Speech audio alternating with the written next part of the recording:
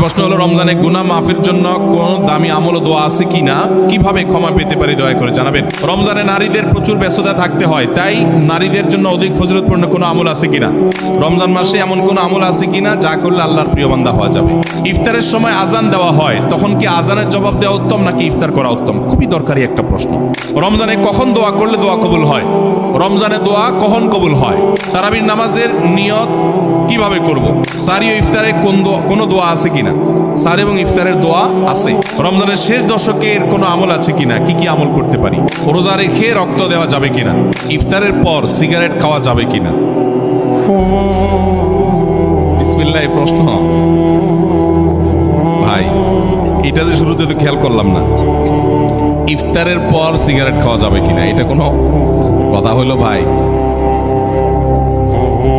ইফতারির পর আসলে হয়তোবা প্রশ্নটা এমন কোনো ভাই করছে